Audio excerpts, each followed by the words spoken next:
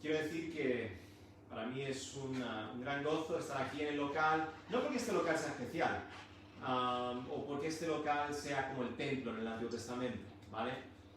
Este local es simplemente un local, pero sí es verdad que es un local que lo hemos separado para congregarnos como iglesia. La palabra iglesia viene del griego eclesia y tiene la idea de una asamblea. Somos una congregación y una congregación se congrega. Y yo sé que algunos de vosotros no podéis congregaros, pero deseamos ese día cuando todos podamos congregarnos aquí. Pero para aquellos que no podéis, por vuestra propia seguridad, los niños que estáis viéndonos desde nuestras casas, saludos a todos vosotros, os queremos mucho. A las personas mayores, a personas que tenéis algunas enfermedades que os hacen más susceptibles, os queremos mucho y por eso estamos haciendo esta retransmisión en vivo y esperamos que vosotros también podáis escuchar este mensaje y que no haya interferencia de señal. Esto es una prueba, yo sé que quizás la iluminación no sea la mejor, el audio esperemos que también sea bueno, pero deseamos que la palabra de Dios pueda llegar a nuestros corazones y nosotros pues vamos a empezar. Voy a pedir a todos que abran vuestras Biblias al Salmo 130, y no tenemos Biblias ahí, las he guardado todas, así que lo siento, pero... No traje el otro móvil, ¿no? Sí.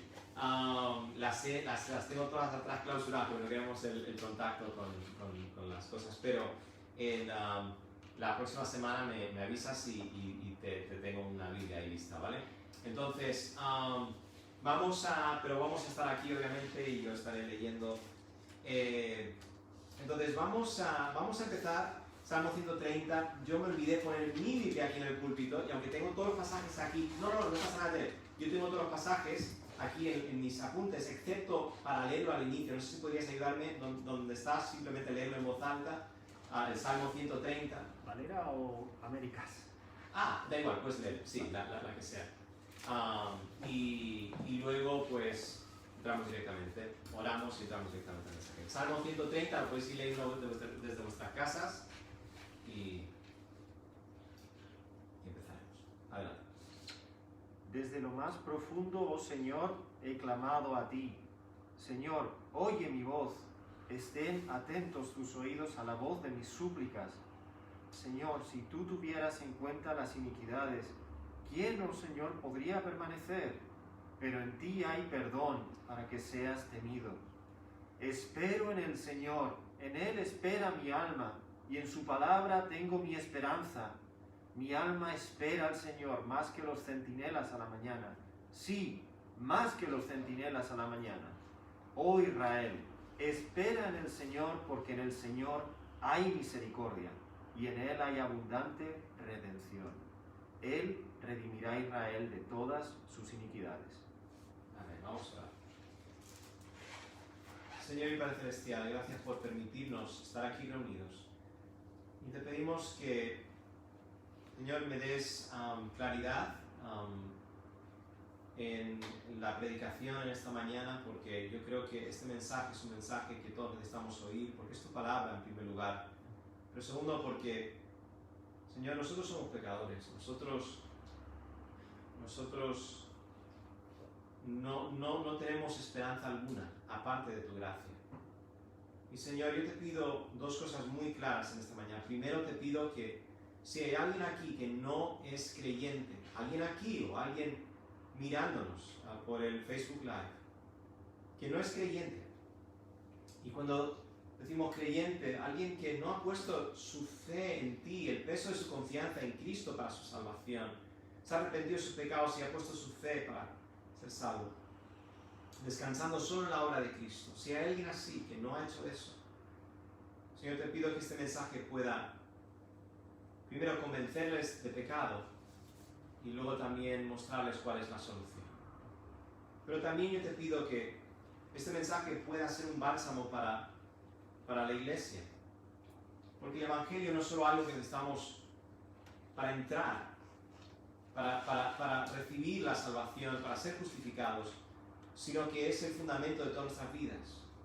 Necesitamos predicarnos el Evangelio todos los días, y por eso este salmo es para nosotros. no es solo para aquellos que no son creyentes, es para todos nosotros. Así que te pido que podamos aplicar el Evangelio en nuestras vidas diariamente. Que sepamos qué hacer cuando caemos en pecado. Que sepamos a quién acudir, a dónde recurrir, Señor. Que nuestras almas descansen en el Evangelio y que el glorioso Evangelio también sea un impulso y una motivación hacia buenas obras, Señor. Porque todo esto lo pido en el nombre de Jesús. Amén. La conciencia de culpabilidad es algo muy poderoso y puede llevarte a confesar maldades cometidas que nadie conocía, aún muchos años después de haberlas cometido. Ese es el caso del autor alemán y ganador del Premio Nobel de Literatura, Günter Grass. Günter Grass es conocido internacionalmente como el autor de la novela El tambor de hojalata, escrita en 1959. Este libro hizo que Günter emergiera como una fuerte influencia moral en Alemania, después de la Segunda Guerra Mundial, llamando al pueblo alemán a reconocer su culpabilidad por abrazar el régimen nazi y por la guerra en sí. Pero Günter tenía un secreto muy bien guardado, que reveló en el año 2006. Y el secreto era este. Él mismo había formado parte del Waffen-SS, el cuerpo de combate élite del ejército nazi, conocido por su brutalidad durante la Segunda Guerra Mundial. Originalmente, su versión había sido de que a él le habían reclutado al ejército fuera de su voluntad y que él no había estado en ningún grupo élite, pero después él dijo que él mismo voluntariamente entró, y obviamente sabemos lo que significa esto, especialmente para aquellos que vivieron durante la Segunda Guerra Mundial.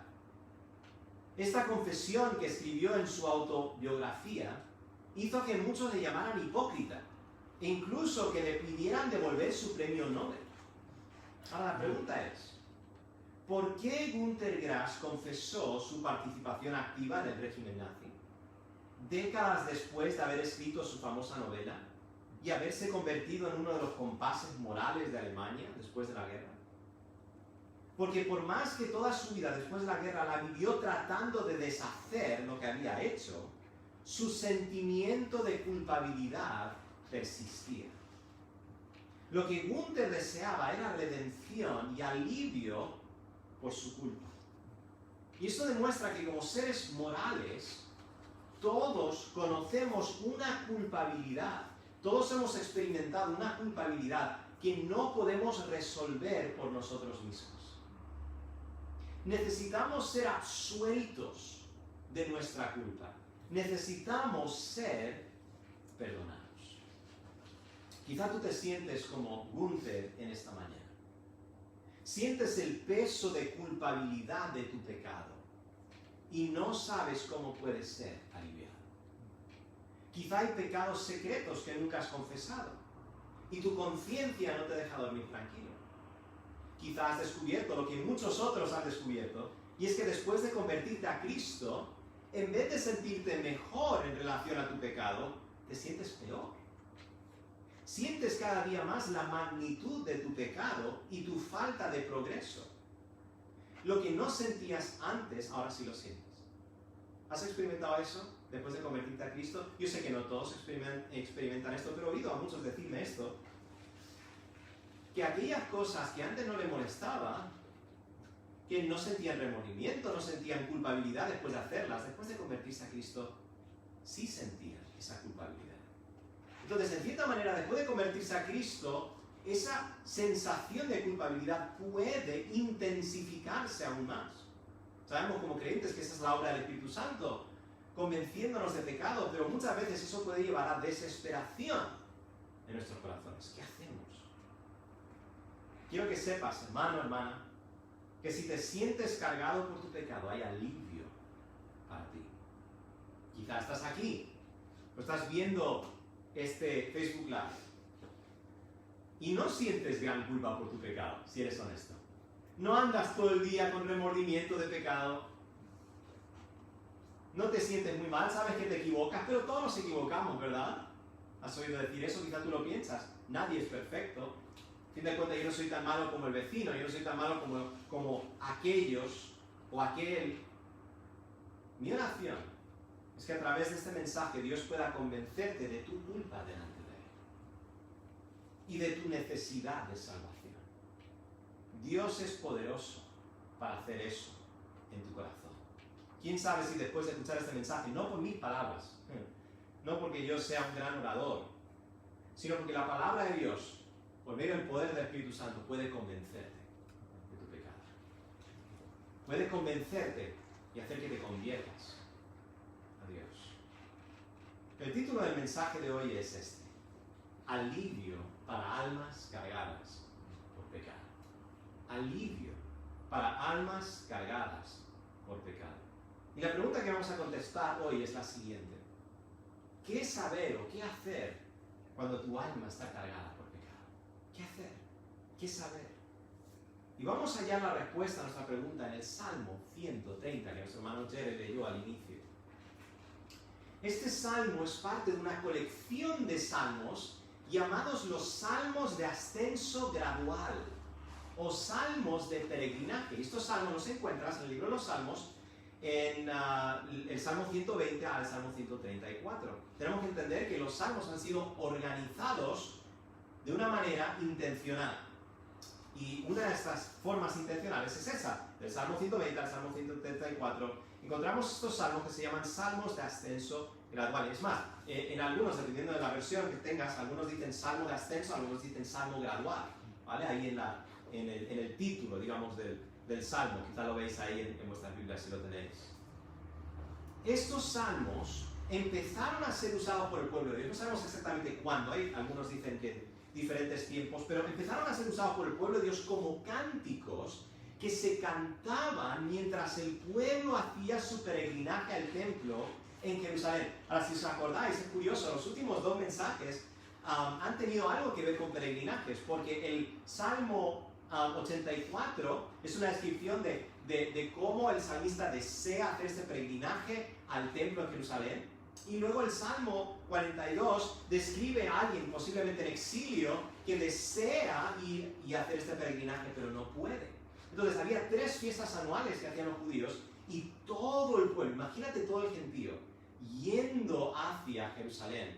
Y esto era una fiesta, esto no era algo triste, era una fiesta, era un tiempo donde cantaban, donde se regocijaban, y no como hacemos muchas veces nosotros ahí sentados, todos quietos. Seguramente estaban danzando al Señor de forma coreografiada, estaban elevando las manos al Señor, estaban cantando, y también cantaban, seguramente en algún punto en la historia del pueblo de Israel empezaron a cantar estos salmos que llamamos salmos de ascenso.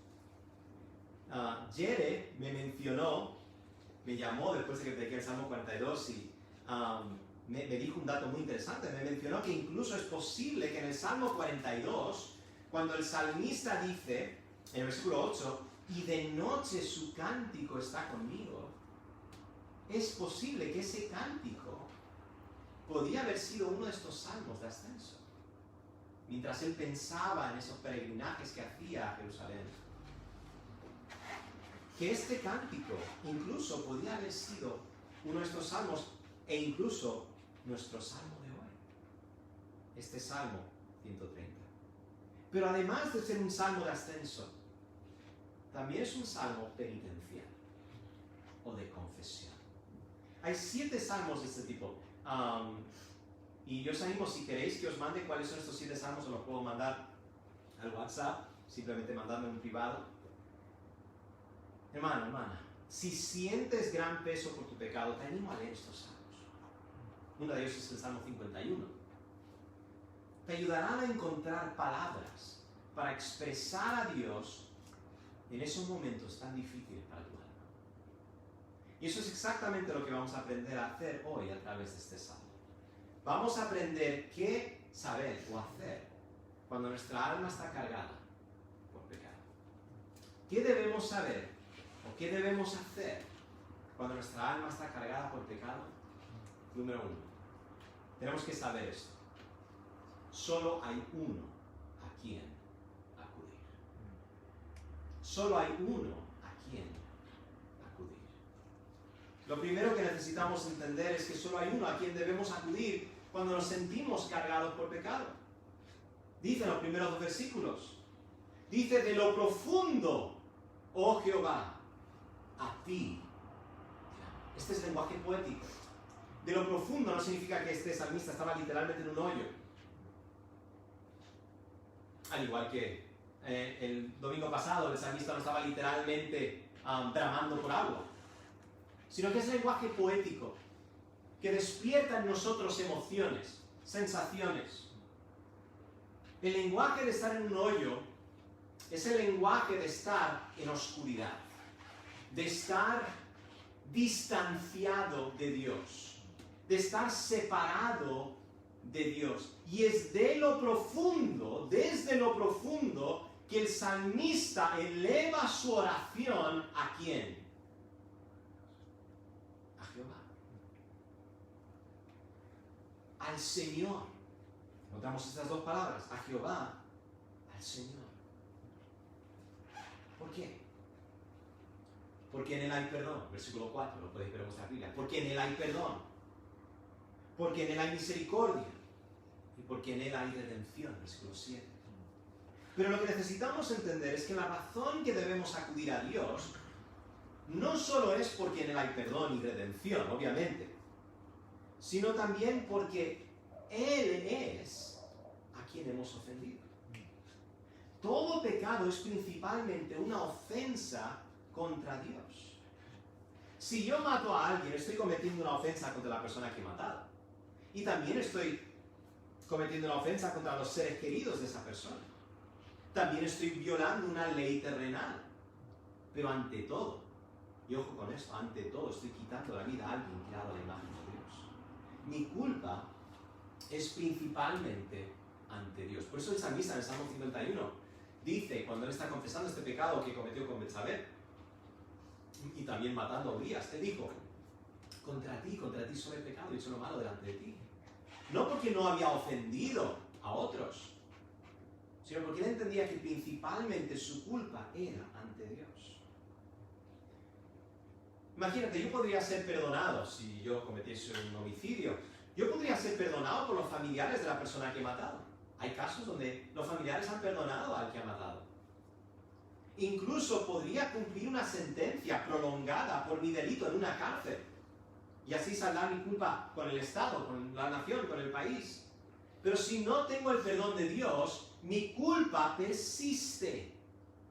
Debo acudir a Él.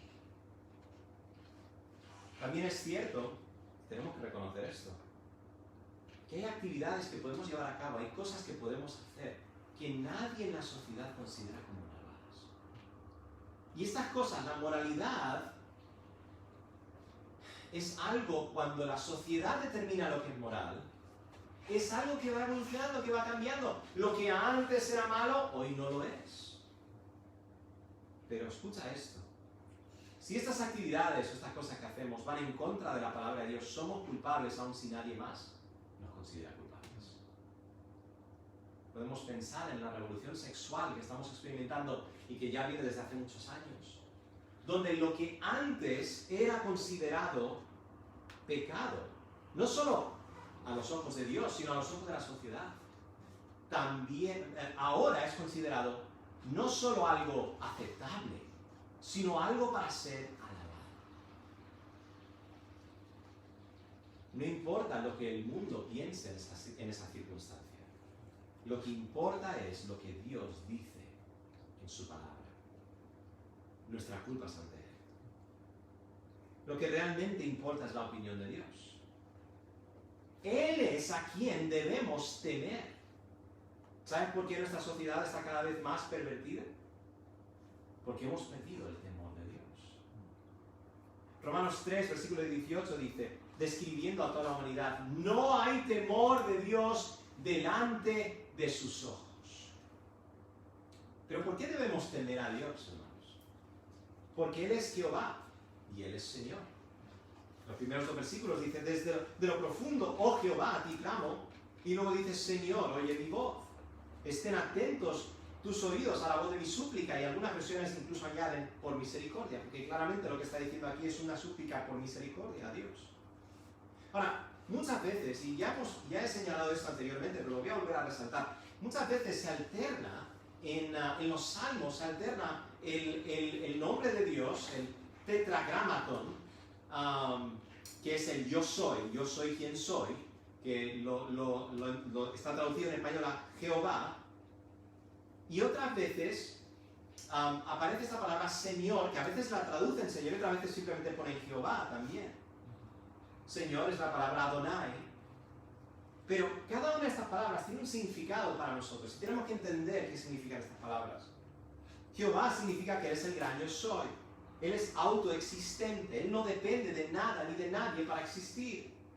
Y como Él es autoexistente, Él es quien creó todas las cosas. Estas palabras, todo depende de Él, Él no depende de nadie. Él es el creador. Y por eso Él también es Señor sobre todo. Él es el juez de toda la tierra. Nadie más puede atribuirse a sí mismo ese título. Es más, las autoridades gubernamentales, el poder político, la policía, los militares, tienen autoridad solo derivada de Dios. Dios es el verdadero juez. Dios es el Señor de toda la creación. Toda su creación rendirá cuentas ante Él. Eso significa que si aún en este mundo no se hace justicia, un día será justicia ante Dios. Él es quien condenará al infierno a quienes han violado su ley. Él es a quien debemos temer. Mateo 10, 28 dice así. Jesús dijo estas palabras. Si cuando tú te imaginas a Jesús, siempre te imaginas a Jesús hablando de paz y amor, es que no has leído el Nuevo Testamento. Sí, hay gracia, misericordia y amor, pero Jesús habló de otras cosas también. Mateo 10, 28 dice así, no temáis a los que matan el cuerpo, mas el alma no puede matar. Temed más bien a aquel que puede destruir el alma y el cuerpo en el infierno. Yo recuerdo cuando leía esto de niño, yo pensaba que estaba hablando de Satanás. Satanás es el al que debes temer. No, debes temer a Dios, porque Dios es el que va a echar a Satanás mismo al infierno. Pero aquí es donde viene lo realmente sorprendente y asombroso. Aunque Él es a quien debemos temer, Él es a quien debemos acudir. ¿Por qué? Porque en su misericordia y gracia, Él ha decidido perdonar a personas rebeldes y pecadoras como tú y como yo. Entonces debemos acudir a Dios porque Él es a quien hemos ofendido. Pero no solo eso. Debemos acudir a Él porque Él ofrece perdón. ¿Pero por qué? No porque nosotros lo merezcamos, sino porque Él es misericordioso. Pero la pregunta sigue siendo esta. ¿Cómo nos perdona Dios? En los versículos 3 al 4, el salmista se maravilla del perdón de Dios. Me encantan estos versículos. Oh Jehová, si mirares a los pecados, ¿quién, oh Señor, podrá mantenerse? Es increíble lo que está diciendo aquí. Él está afirmando lo que toda la Biblia afirma, de que todos somos culpables ante Dios. Porque si Dios tomase en cuenta cada uno de nuestros pecados, nadie podría estar en pie. Eso significa que no hay nadie inocente. No hay nadie que pueda decir yo no soy pecador. Y luego dice, pero en ti hay perdón, para que seas reverenciado. Se maravilla del perdón de Dios. ¿Te maravillas del perdón de Dios? Si no te maravillas es porque no has entendido la magnitud de tu pecado. Pero si has llegado al punto que ves tu pecado como lo que es en realidad, una ofensa contra Dios, te maravillarás del perdón de Dios. Eso es lo que hace el salmista en el versículo 3, que ya hemos leído. Jehová, si mirares a los pecados, ¿quién, oh Señor, podrá mantenerse? La implicación de las palabras del salmista, lo que él está implicando con estas palabras aquí, es que Dios de alguna manera pasa por alto el pecado. Porque si no lo hiciese, nadie podría estar de pie ante Dios. Nadie podría tener una relación con Dios. Pero ¿cómo?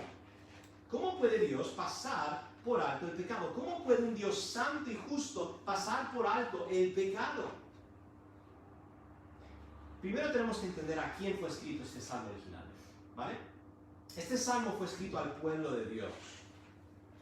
Este salmo fue escrito a personas que Dios había redimido y escogido para ser suyos. Dios había entrado en una relación especial con el pueblo de Israel y había prometido bendecirles si ellos guardaban su ley. Pero también había instituido un sistema sacrificial, un sistema de sacrificios. Lee el libro de Levítico, por ejemplo, y lo vas a ver claramente, un sistema sacrificial, porque sabía que ellos no obedecerían su ley perfectamente. Si quieres saber cómo Dios sabía que ellos no iban a obedecer su ley perfectamente y que necesitarían una provisión para el perdón de sus pecados, simplemente entiende que Dios instituyó este sistema sacrificial. Fue por eso. Porque nadie puede cumplir la ley perfectamente. Ningún ser humano, pecador como nosotros, puede cumplir la ley perfectamente. Pero la intención del sistema sacrificial, estos animales, estos corderos que eran sacrificados, había uno que en especial se sacrificaba en el día de expiación, donde el sumo sacerdote entraba en el lugar santísimo y ofrecía este sacrificio por los pecados de todo el pueblo. La intención del sistema sacrificial no era quitar el pecado, sino de cubrir el pecado temporalmente. ¿Por qué? Por muchas razones, pero una de ellas es muy evidente, muy simple. Un animal no puede tomar el lugar de un ser humano. Solo un ser humano puede sustituir a otro ser humano. Pero no puede ser cualquier ser humano. Y de eso vamos a hablar un poquito más adelante.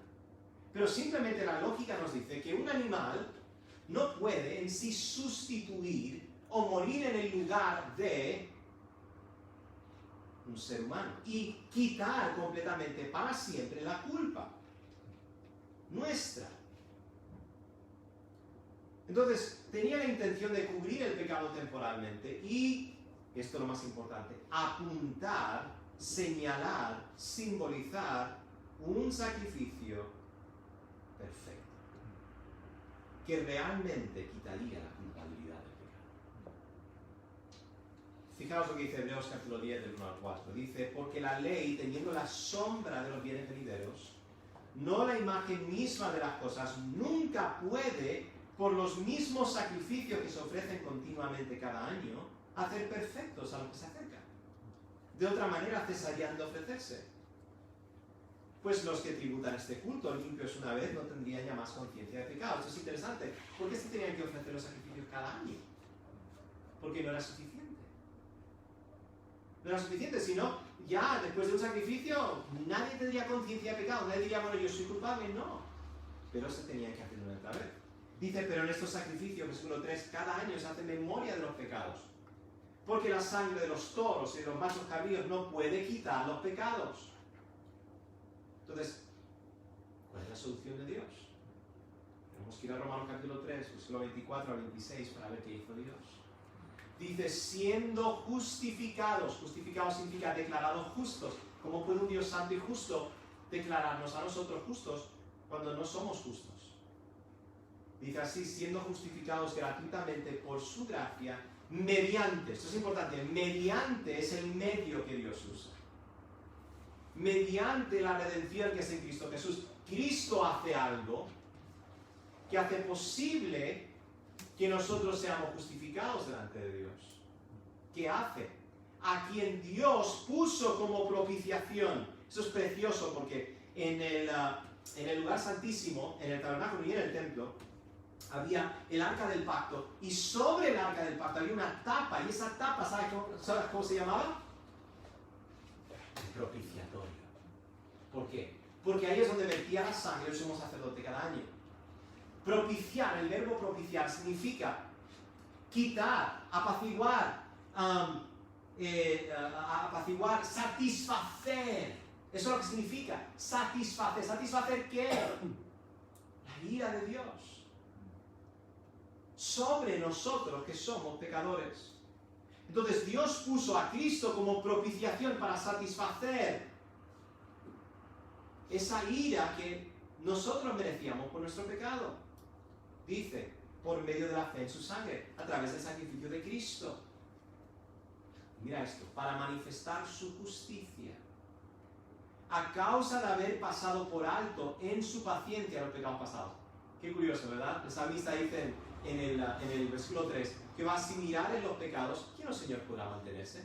Está diciendo, de alguna manera, Señor, tú estás pasando por alto mi pecado. No sé cómo, no lo entiendo, porque yo no debería estar vivo, yo no debería estar de pie ante ti, yo no debería pertenecer al pueblo de Dios. Yo no tengo justicia alguna en mí. No sé cómo lo haces, Señor, pero lo haces. Esto es un gran misterio en el Antiguo Testamento. Hay claves, hay señales, pero es en el Nuevo Testamento, es con la llegada de Cristo que entendemos exactamente cómo Dios puede ser justo y perdonar a pecadores. ¿Por qué? Porque Cristo satisface la justicia de Dios y en cambio ofrece perdón. Por eso dice, con la mira de manifestar en este tiempo su justicia, a fin de que Él sea el justo, a fin de que nadie pueda decir, tú no eres un Dios santo y justo porque estás pasando por alto el pecado, a fin de que Él sea el justo y el que justifica, el que salva, el que declara justo al que es de la fe en Jesús, al que viene a Cristo en arrepentimiento y fe. Pero todos por medio de Cristo. Entonces tenemos que saber algo. Esta pregunta, este misterio, este enigma que no se entiende por completo en el Antiguo Testamento, en el Nuevo Testamento se ve con claridad.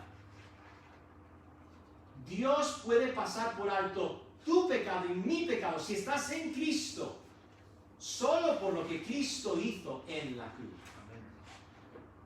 Hermano, hermana, el pecado no debería producir desesperación en ti.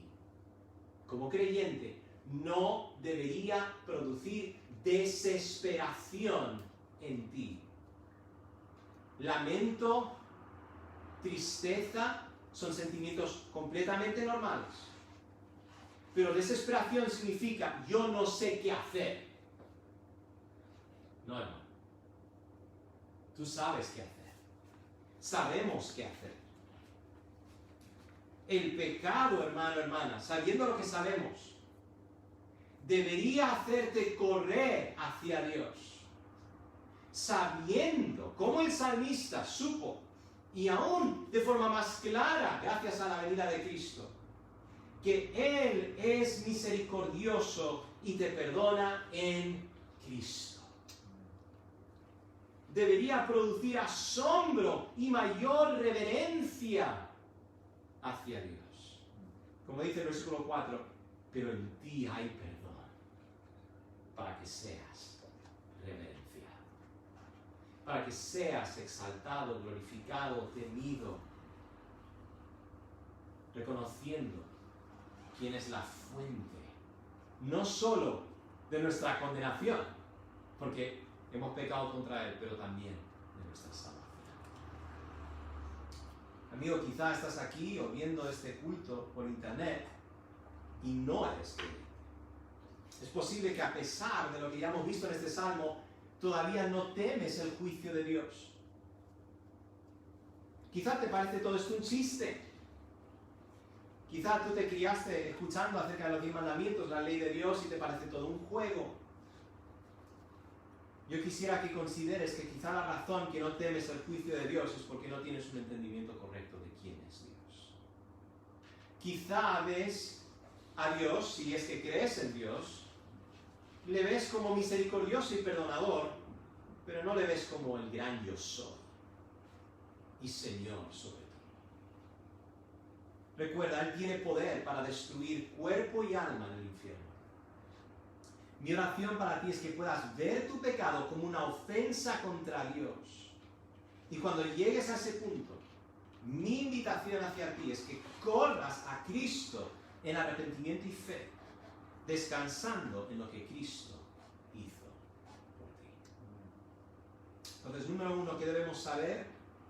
Cuando nuestra alma está cargada por pecado, solo hay uno a quien ¿Qué debemos hacer? Acudir a Cristo. Número 2. Debemos esperar en Él. ¿Qué debemos hacer cuando nuestra alma está cargada por pecado? Número 2. Debemos esperar en Él. Después de acudir a Dios, en los versículos 1 y 2, para misericordia y perdón, el salmista espera en Dios. Mira que dice el versículo 5 y 6.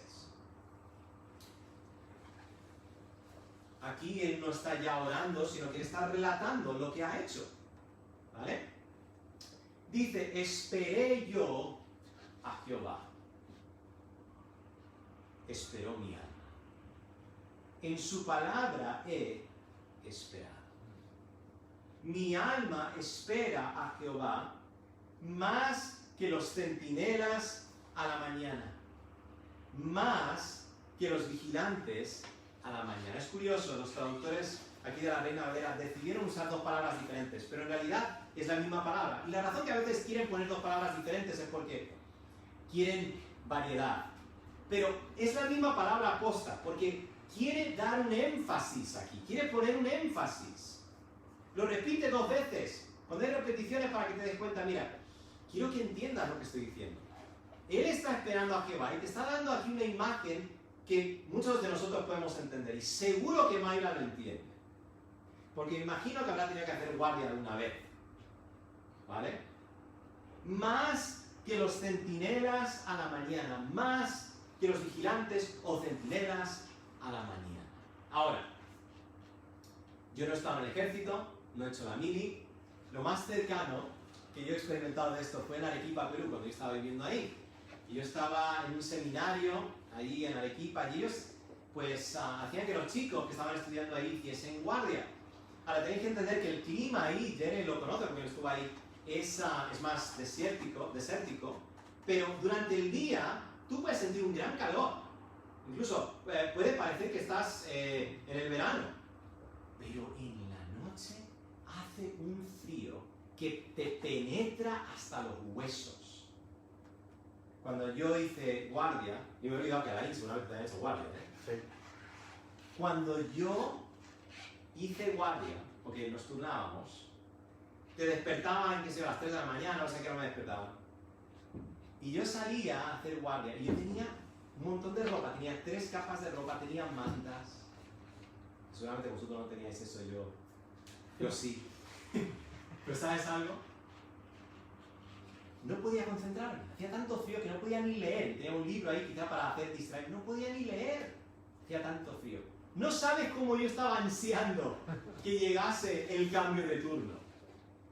Cuando me tocaba ese turno. Yo quería que llegase. Entonces, cuando yo leo esto, yo entiendo en parte lo que significa esperar que llegue la mañana. Esto es una expectativa, es una esperanza, un deseo, una ansia.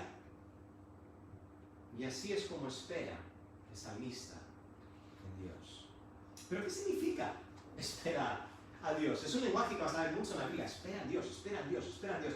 Constantemente el pueblo de Dios se hacía recordar, espera en Dios.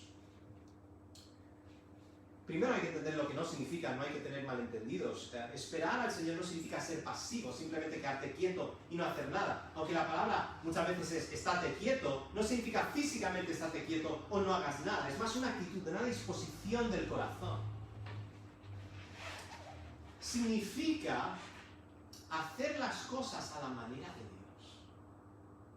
Significa confiar y descansar en lo que Dios ha prometido hacer. Ahora fíjate, dice, esperé yo a Jehová, esperó mi alma, y luego dices, en su palabra he esperado.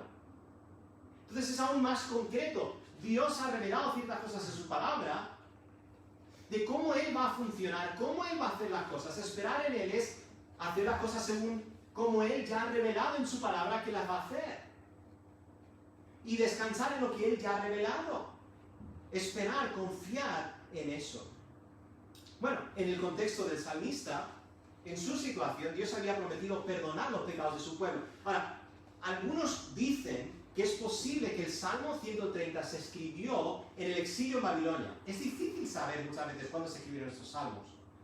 Se puede especular, pero por el lenguaje pareciera ser por causa de la realización del pecado, esta fuerte realización que tiene este salmista de su pecado y del pecado del pueblo de Israel, especialmente al final, el último versículo, parece ser que este es un exiliado en Babilonia. Mira, cuando yo estudié el libro de Isaías, pude apreciar un poquito más de este sentimiento de culpabilidad que hubiese tenido el pueblo. Isaías es un libro que está dividido en partes, y la primera mitad está escribiendo a personas que vivieron, por decirlo de una manera, los sucesos que aparecen ahí. E Isaías también estaba vivo durante ese tiempo. La segunda mitad son cosas que escribió Isaías, pero que en realidad son para aquellos que vivieron después de su muerte, aquellos que vivieron durante el exilio. Y eso es lo que ves a partir del capítulo 40 en el libro de Isaías. Y lo que ves en el libro de Isaías, en el capítulo 40, es una promesa de perdón que Dios les da. No lo puse aquí, no sé por qué no lo puse aquí, pero empieza con esta palabra: consolaos, consolaos. Dice, Dios os va a perdonar. Estoy parafraseando, no tengo aquí los pasajes, los versículos, lo podéis leer. Es un lenguaje de consolación. ¿Por qué? Porque el pueblo está en exilio y están leyendo estas palabras y están pensando: Dios se ha olvidado de nosotros, ya no estamos cerca del templo, estamos exiliados, Dios no nos va a perdonar. Pero aún en esa situación, el salmista descansa en la palabra de Dios. ¿Por qué? Porque Dios ha dado su palabra a estos exiliados. Y lo puedes leer a partir de Isaías capítulo 40. Lo puedes leer, este mensaje a los exiliados. La promesa es esta: yo voy a proveer por el perdón de vuestros pecados. Voy a hacer provisión por vosotros. Os voy a salvar. Recuerda que también en el exilio no tenían ya el templo y no tenían la capacidad de hacer los sacrificios. Entonces, ¿cómo Dios les iba a perdonar? Tenían que esperar. Tenían que esperar. Pero no esperar a ver qué hace Dios. No, esperar en lo que Dios ya había dicho que iba a hacer. Aunque no estaban todos los detalles, ellos sabían: Dios ha prometido proveer por nosotros y perdonarnos. Espera. Ellos miraban hacia el futuro confiando en la salvación que Dios proveería. Nosotros miramos hacia atrás confiando en la provisión de Dios para salvar en Cristo. Esperar en Dios para nosotros significa confiar en Cristo. Confiar en lo que Cristo ya ha hecho para nosotros. Pero también quiero que consideres conmigo lo que significa no esperar a Dios. Ejemplos de lo que sería para nosotros como creyentes no esperar en Dios. Y quiero que sepas una cosa, como ya dije en la introducción, el Evangelio, las buenas nuevas de lo que Dios ha hecho en Cristo para reconciliarnos con Dios y perdonarnos de nuestros pecados, su vida, su muerte y resurrección, no es solo para el incrédulo para que se convierta y sea salvo. Es para el creyente también. ¿Por qué? Porque hay cosas que podemos hacer nosotros que demuestran que no estamos esperando en Dios. Por ejemplo, podemos tratar de ganar el favor de Dios por medio de nuestras obras. Y esto no es solo para incrédulos, esto es para creyentes también. ¿Sabes cómo funciona esto? Podemos pensar que Dios está bien con nosotros solo cuando nosotros nos hemos portado perfectamente con nuestra esposa, nos hemos portado perfectamente con nuestros hijos, hemos sido el mejor testimonio posible en el lugar de trabajo, hemos leído nuestras Biblias, hemos hecho todo lo que nosotros pensamos que es nuestro deber como creyentes. Si sabes algo, sí, es nuestro deber hacer todo eso. Amén, lo debemos hacer. Pero si piensas por algún momento que Dios ahora te va a perdonar, o vas a tener una buena relación con Él porque has hecho eso, no estás esperando en Dios. No estás descansando en Él. Tu actitud debe ser esta: la actitud de un hijo que va a su padre, sabiendo que su padre ya le ama, sabiendo que su padre nunca va a dejar de ser su padre, y corre hacia Él diciendo: Padre,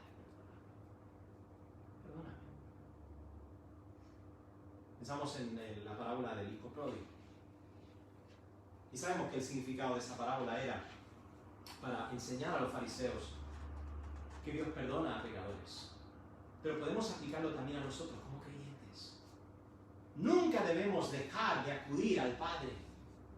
Nunca debemos dejar de ir a Él, como dice 1 Juan, capítulo 1, versículo 9. Si confesamos nuestros pecados, Él es fiel y justo de perdonar nuestros pecados y limpiarnos de toda maldad. Dios no te ama más porque leíste tu Biblia esta mañana. Y Dios no te ama menos porque te olvidaste de leer tu Biblia esta mañana. Dios te ama y te acepta en Cristo. Si no eres creyente, hermano, amigo, yo creo que sepas algo. No trates de ganar el favor de Dios por medio de tus obras. Te digo lo mismo. No hay forma alguna de que tú puedas hacer suficientes buenas obras para ganar el favor de Dios. Eres culpable ante Él. El juicio de Dios está sobre ti. Debes acudir a Cristo para perdón de pecados. Hay otro error también que puedes cometer, que demuestra que no estás esperando en Dios. Y os voy a decir una cosa, siempre hay dos tipos de personas, me he dado cuenta.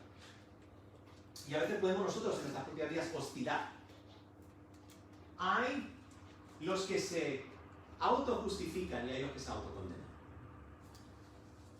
Y tú tienes que examinar tu vida, cuál es tu tendencia. Los que se autojustifican son los que tienden a ser más legalistas o fariseos. ¿En qué sentido? Siempre pueden arreglar su sentido de culpabilidad haciendo más cosas. Más y más y más. Lo único que necesito yo es hacer más. Tengo que hacer más buenas obras. Incluso personas así son los que a veces, no estoy diciendo que la única razón que hagas obras sociales, pero algunos incluso dicen, si hago obra social, si doy más dinero, si hago esto, si hago lo otro, y esto puede pasar a incrédulos o a creyentes, voy a estar bien con Dios. Yo tengo que hacer algo para estar bien. Pero luego hay la otra, y es la tendencia de autocondenarte. Y esta es la segunda manera. Decir a tu alma que Dios no puede perdonar ese pecado que has cometido. No hay forma. No hay forma. ¿Hasta aquí hemos llegado? ¿Hasta aquí? Dios podía perdonar ese otro pecado que cometí, pero este, imposible. No. ¿Sabes lo que estás haciendo? No estás esperando a Dios. ¿Por qué? Porque no estás confiando en lo que Él ha dicho. No estás confiando en lo que Él ha revelado en su palabra. Tu opinión no importa. Lo que dice Satanás no importa. Lo único que importa es lo que ha dicho Dios. Y si Dios dice, como dice Isaías 1:18, venid luego, dice Jehová, y estemos a cuenta. Si vuestros pecados fueren como la grana, como la nieve serán emblanquecidos. Si fueren rojos como el carmesí, vendrán a ser como blanca lana. Si Él dice eso, y sabemos nosotros que Él perdona y limpia por causa de Cristo, entonces tú confía en lo que Él ha dicho. Algunos dicen, bueno, eso va a llevar a que la gente peque y viva unas vidas de libertad, de pecado. Mira, si tú crees eso y piensas eso es porque no has sido salvo por la gracia de Dios. Porque la gracia de Dios no solo redime, sino también transforma. No vas a andar por ahí viviendo una vida suelta si entiendes el Evangelio. Pero sí vas a saber a dónde recurrir cuando pecas. Primera, cuando sumergidos, estas cosas se escribo para que no peques. No peques. No peques, creyente. Pero si alguno hubiere pecado, se acabó todo, lo siento. Tenías que haberte portado mejor, tenías que haber hecho las cosas mejor. La gracia de Dios hasta aquí llegó, pero no va más. Lo siento. Tu pecado excede la gracia de Dios. No, ¿es lo que dice? Pero si alguno hubiere pecado, abogado tenemos para con el Padre, a Jesucristo, el justo. Él es el que intercede por nosotros al Padre. Él es nuestro defensor. Y Él vive para siempre para interceder por nosotros.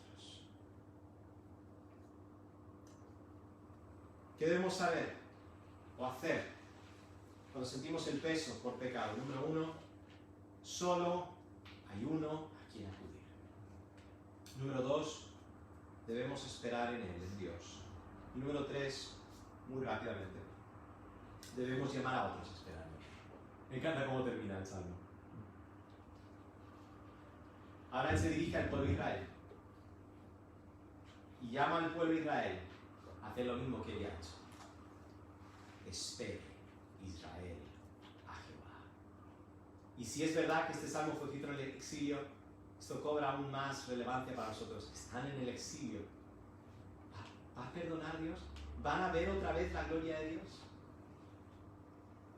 Dice, porque en Jehová hay misericordia y abundante redención con Él. Y Él redimirá a Israel de todos sus pecados. ¿Sabes algo? Más o menos 70 años después de que ellos fueron llevados al exilio, Dios levantó a un rey llamado Ciro y un grupo, no todos, pudieron volver a la tierra. Edificaron un templo. Ese periodo de la nación de Israel se llama el periodo del segundo templo. ¿Sabes algo? No era lo mismo. No era lo mismo. Es más, tenemos algo de pasajes bíblicos que nos hablan de ese tiempo, pero el resto en realidad no sabemos mucho. Tenemos que ir a algunos libros que están que son deuterocanónicos, libros que se escribieron entre el Antiguo y el Nuevo Testamento para que veamos qué pasó en ese tiempo. No sabemos mucho. Pero esa salvación en la cual estaban esperando no llegó cuando se reconstruyó el templo. Llegó cuando se oyó un anuncio, una voz que clamó en el desierto, diciendo: preparad camino al Señor, enderezad calzada al Señor. Juan el Bautista anunció la llegada del que sería la verdadera salvación. Y no solo de Israel, sino de toda la humanidad. Cristo, el Hijo de Dios, se encarnó para vivir, morir y resucitar. Y aquellos judíos que estaban esperando la salvación de Dios, algunos de ellos vieron y creyeron a Cristo, otros no. Pero luego se empezó a predicar el Evangelio, ese anuncio, no solo a los judíos, sino también a los gentiles. Lee el libro de Hechos y el Evangelio empezó a expandirse. Entonces, ¿cómo podemos nosotros llamar a otros a esperar en Él? Muy simple. Podemos predicar el Evangelio a incrédulos. Evangelismo. Llamar a los incrédulos a esperar en Dios es llamar a las naciones, a llamar al mundo incrédulo que se arrepienta y crea el Evangelio. Pero también podemos predicar el Evangelio a creyentes. Y por eso necesitamos la iglesia. Necesitamos estar susurrándonos al oído una y otra vez. Recuerda que Cristo murió por ti. Recuerda que ya no hay condenación para los que están en Cristo Jesús.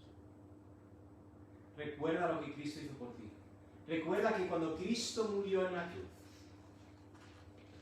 Él no solo murió por algunos pecados, Él sabía perfectamente todos los pecados que cometerías y Él pagó por cada uno de ellos. No para que usases esa gracia como libertad para pecar, sino para que fueses libre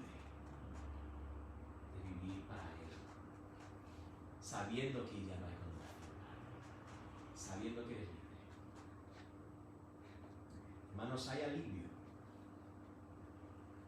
para corazones quebrantados por el pecado. Pero debemos tomar acción. Primero, si no eres creyente, conviértete hoy. Ven a Cristo hoy. Pero si eres creyente, predícate el Evangelio todos los días. Pero luego también encuentra a otros hermanos en Cristo que puedan ayudarte y animarte.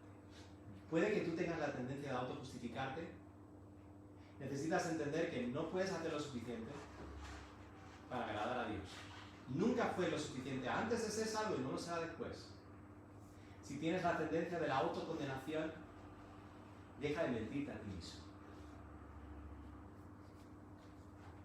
Cristo murió por ese pecado que tú crees. ven a Cristo, como un hijo va a su padre, pidiendo perdón. Así como el salmista, desde el hoyo, desde la profundidad, desde la oscuridad, clamó a Dios, tú también clama a Dios. Vamos a ver. Señor y Padre Celestial, gracias por, una vez más, permitirnos estar aquí reunidos. Gracias por todos aquellos que están aquí y aquellos que están viendo el mensaje desde sus casas. Señor, gracias por tu misericordia y gracias por tu perdón. Te pido que tú uses este mensaje. Tú sabes cómo necesitamos aplicar este mensaje a nuestras vidas. Porque todo te lo pido en el nombre de Jesús.